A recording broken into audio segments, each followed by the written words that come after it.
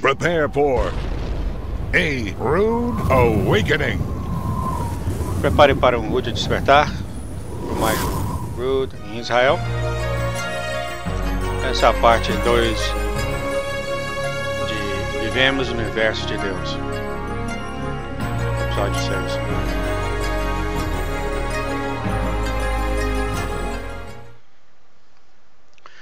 Agora vamos para o quarto mês no calendário judaico, que é o mês de Tammuz. Mas qual é o mês de Tammuz? De onde veio esse Tammuz? Quem criou esse mês Tammuz?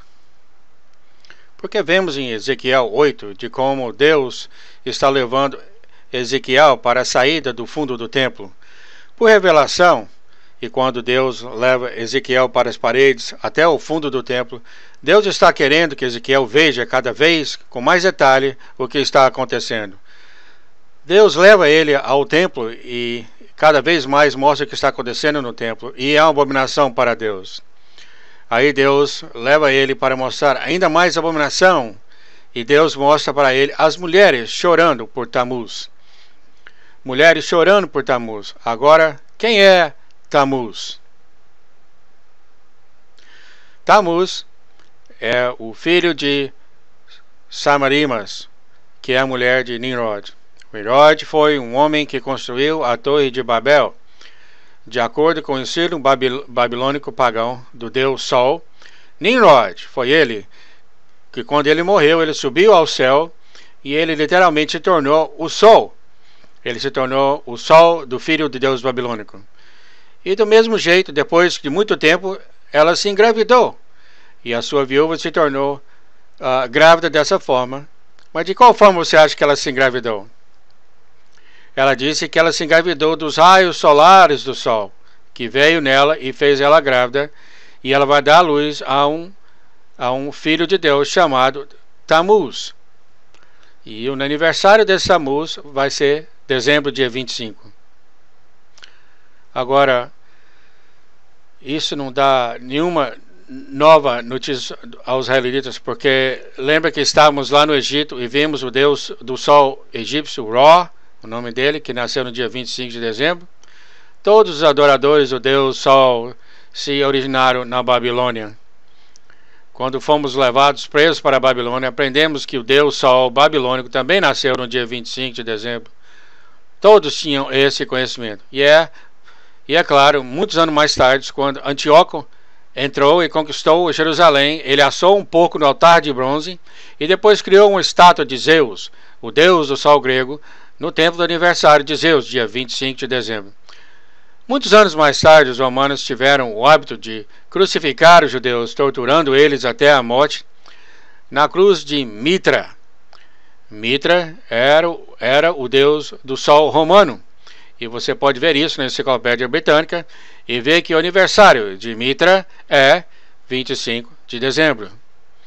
Se tem um dia que eu te garanto que Yeshua não nasceu, foi no dia 25 de dezembro. Isso tem tudo a ver com a adoração do deus pagão do sol. Então vemos aqui que até toda coisa a respeito de Tammuz, no dia 25 de dezembro, e que vemos agora no calendário juliano, que é o dia 25 de dezembro, acontece o solstício do inverno. Então é assim: Tammuz, que é o renascer do deus do sol, viveu por 40 anos. Nos seus 40, ele foi morto em um acidente de caça em que um javali o matou. Depois disso, eles criaram 40 dias de luto, um dia para cada ano da sua vida. E aqui que nós temos os 40 dias de luto, de onde veio. Mas muitos anos mais tarde, a sua mãe, Samaremas, morreu. Mas, com sorte, ela não permaneceu morta. Ela foi enviada para o céu. E Deus a enviou de volta para a terra num ovo gigantesco que caiu do céu no primeiro domingo, no sol nascente, depois do equinócio vernal da primavera, no domingo, ao nascer do sol, ao qual a deusa da fertilidade, desceu do céu e caiu no rio Eufrates. Saiu do ovo e de um coelho, do ovo ela se tornou um coelho. Esta então a deusa da fertilidade, é a Semerimas, renascida, a esposa de Nimrod, a mãe de Tamuz. Foi nessa época que eles reservaram 40 dias de luto para Tamuz, que origina no domingo de Éster, ou domingo de Páscoa. E é este o dia que eles iam, então, matar o javali que matou Tamuz e comer presunto no dia de Páscoa, no domingo de Páscoa. E é claro, centenas de anos mais tarde, a adoração de Éster se desenvolveu. O sacerdote de Éster engravidava as virgens no altar da Éster no serviço ao nascer do sol. E um ano mais tarde, eles iam sacrificar os bebês de 3 meses de idade e pintar os ovos de Páscoa no sangue destes bebês. Até nos Estados Unidos, hoje em dia, tem uma denominação que somente aceita que os ovos de Éster sejam pintados de vermelho sangue. E se você perguntar para eles o porquê, eles não têm a mínima ideia, porque eles herdaram de seus antepassados. Mas esse ritual volta até o dia do sacrifício dos bebês e a adoração da deusa fértil do oeste. Mas se você perguntar para a maioria das denominações hoje em dia por que eles pintam os ovos de Páscoa, eles não sabem. É apenas uma tradição, o ensaio de um sacrifício de crianças. Mas isso são os tipos de coisas que as pessoas fazem pensando que estão adorando o Deus verdadeiro. Mas isso não passa de um culto pagão de Deus Sol, e Deus chama isso de abominação. Vocês não devem ter nada a ver com isso, você nem deve mesmo falar o nome desses deuses, nem tentar aprender o caminho desses pagãos, nem sequer saber como eles adoram os deuses deles. Até Deus mesmo disse que eles fazem isso pensando que estão adorando a mim. É uma abominação, é tão repulsivo, nojento e repugnante que Deus teve de usar a palavra mais dura da linguagem hebraica.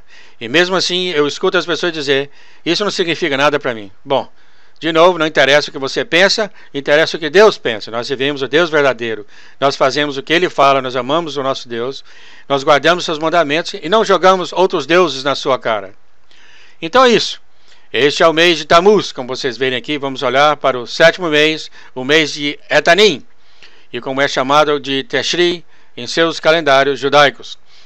Você vê aqui que está de acordo com o mês de setembro, 7, setembro, 8, outubro, 9, 10, dezembro, 10.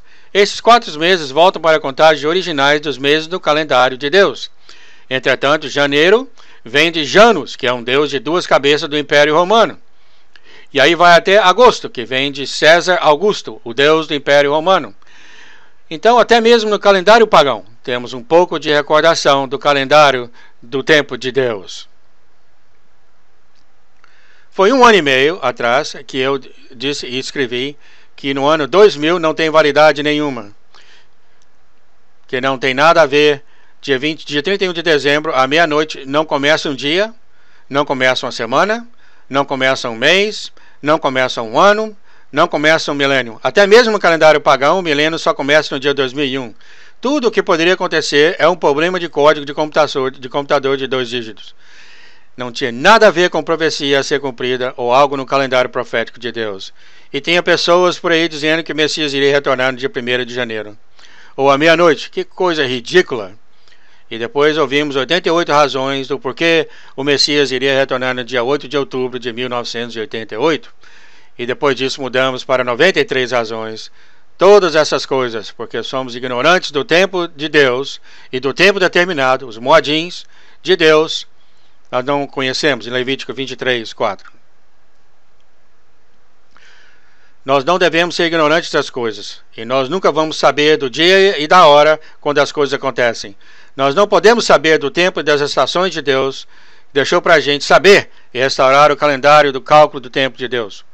Quando chegamos ao final do ano, vou mostrar aí, depois de 12 meses, a cada luz tem 29 dias, dependendo de como ela é vista, dos seus raios do sol, que é a lua nova, podemos ter 29 ou 30 dias. Então, depois de 12 meses, você pode ter um ano curto de 354 dias.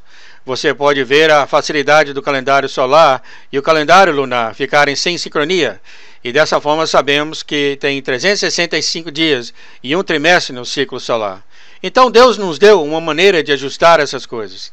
Ou seja, depois de 12 meses, então o que podemos e quando o que fazemos é quando os primeiros raios da lua a lua nova aparece, nós temos uma pergunta: que mês é esse? Voltamos então e olhamos o calendário para ver o mês, porque se a cevada no final de 12 meses, se a cevada estiver Aviv, depois que a lua nova aparece, então isso faz o mês, o início do ano, em Aviv. Mas se a cevada ainda não tem atingido o nível de maturidade, o mês é chamado Adar Bet, ou Adar 2. Adar é quando o terceiro mês é adicionado para dar mais tempo para a cevada se amadurecer. Isso é muito importante no cálculo de tempo de Deus, especialmente no calendário profético. Vamos agora ver como tudo isso funciona agora. Porque agora, quando os anos começam, eles começam no mês de Aviv da cevada.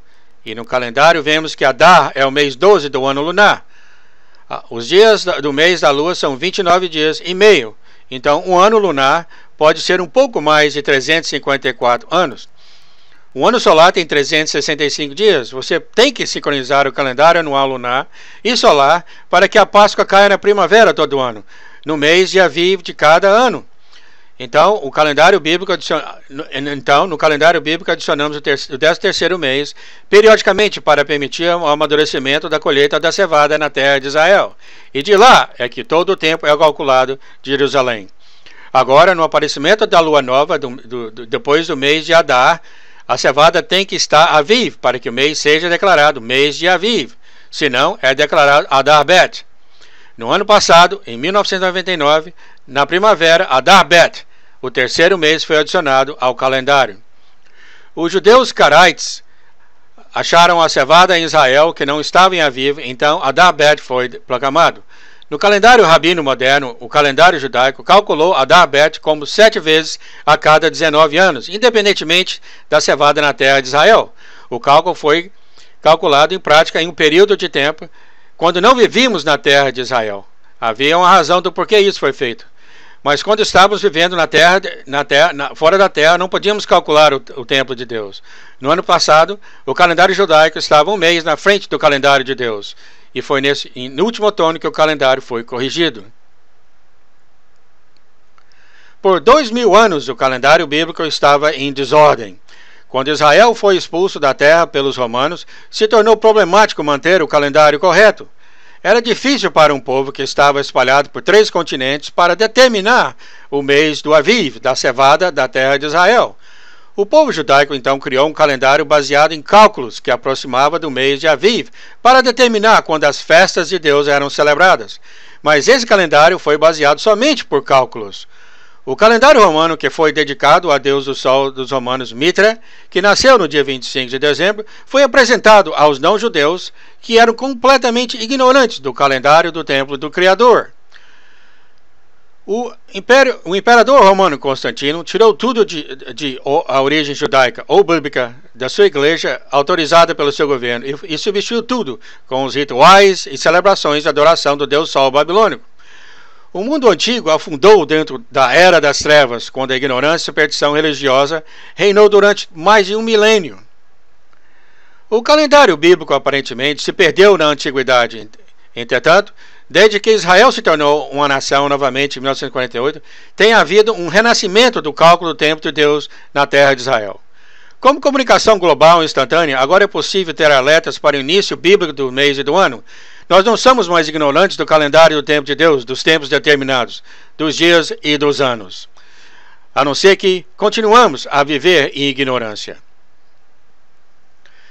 Convidamos você a se juntar a nós novamente para a próxima vez, no episódio 7, na série de 26 partes sobre as profecias da festa do Senhor, o sábado, o dia, o milênio do Senhor. Eu sou Mike Root, de Jerusalém, dando-lhes shalom, paz, e eu vejo você quando a fumaça sumir.